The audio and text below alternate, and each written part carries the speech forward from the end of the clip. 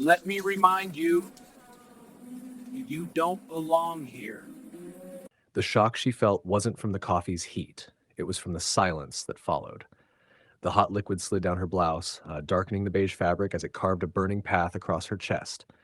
Still, there was no apology, no gasp, not even a whispered reprimand from the watching patrons, only the soft hiss of soaked cotton. Gloria didn't move, didn't flinch, didn't defend herself. She simply stared at the deputies, and in her eyes was not fear, but a weary, bone-deep recognition. This wasn't about a seat. This was about power, and the man wielding it knew that. Across the cafe, a teenage boy lifted his phone, quietly, carefully. He captured the stain, the officer's smirk, the badge number, and the moment the man in uniform used humiliation as a weapon. That quiet woman, Gloria Hays, 64, retired special education teacher, widow, grandmother, had raised the one person in Ridgeway determined to reform the entire police department. Her silence was not weakness, it was a warning bell. The morning brew cafe smelled of cinnamon and calm. Gloria's ritual was always the same.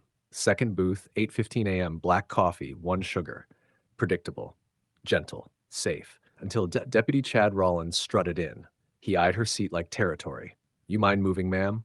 he asked, false politeness dripping off every word. Gloria blinked. "I've sat here every Wednesday for 3 years." Rollins leaned in, forcing his authority into the air. "Guess someone needs to remind you how things work. Have you ever been in a moment where someone flexed their authority just to watch you shrink? What would you have said here?" And then he grabbed her coffee, tilted it, poured it down her front. Gloria rose slowly, dignity unbroken. "You've made a mistake," Roland smirked. "What are you going to do? Call your son." "I won't need to," she replied, because just behind her, the camera zoomed in on a bulletin photo of Ridgeway's new police chief, Marcus Hall, caption, "Proudly raised by Gloria Hays." The revelation hit the cafe like thunder. But the world heard it louder. In 3 hours, the 38-second video hit 2.7 million views. Coffee Cop became a national scream. In his office, Chief Marcus Hall watched the video one time. He didn't need a second. His jaw clenched so tightly the room felt airless. He summoned Rollins immediately. Rollins walked in, chewing gum, oblivious to the storm. Marcus didn't look up. "Sit. You poured hot coffee on a woman this morning." Rollins swallowed. "Sir, I didn't know she was." Marcus cut him off sharply. "The problem isn't that you didn't recognize her. The problem is that you didn't think she mattered. You thought she was just another nobody." He lifted the photo of Gloria's soaked shirt. She didn't raise her voice, but the world heard her anyway.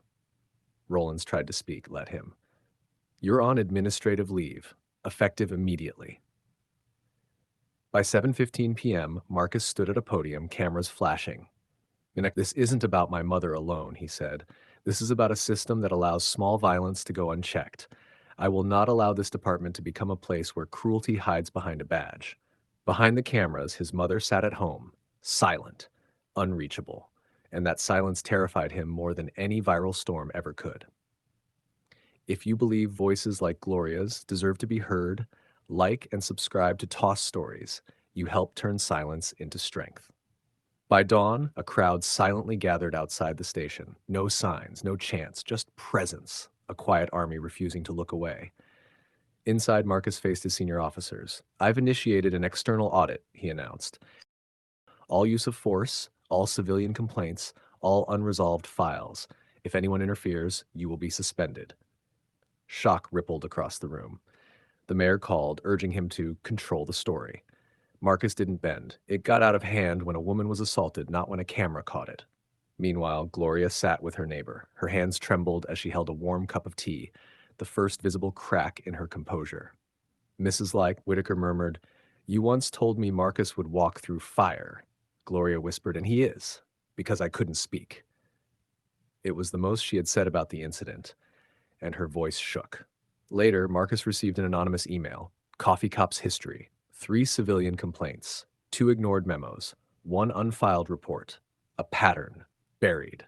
He reopened everything. At a press briefing, Marcus held the folder up. "If justice only arrives when the victim has a badge in the family, what does that say about us?" His eyes burned. Not with anger, but with the fear that even now, he wasn't doing enough. Marcus spent the next morning buried in the basement archives. Dust, old files, uncomfortable truths. By noon, he had flagged 200 unresolved complaints, a map of systemic rot. 2 officers resigned, 4 requested early retirement. One sergeant snarled, "This is a witch hunt." Marcus answered calmly, "It's a truth hunt, and the truth has waited long enough." Jada, the teen who filmed the incident, visited Gloria. Gloria's hands shook slightly as she thanked her. "You gave the truth a witness. I couldn't find the strength." Later, a note appeared under Marcus's office door. "You missed one." Corporal Daniel Creel.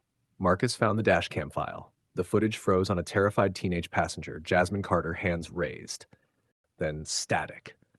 Marcus suspended Creel on the spot. At the evening forum, Jasmine stood before the crowd holding a grainy still. "I was 15. They said my brother was combative. No one believed me. Until now." Her voice cracked, and Gloria in the front row quietly wiped tears she didn't let fall earlier.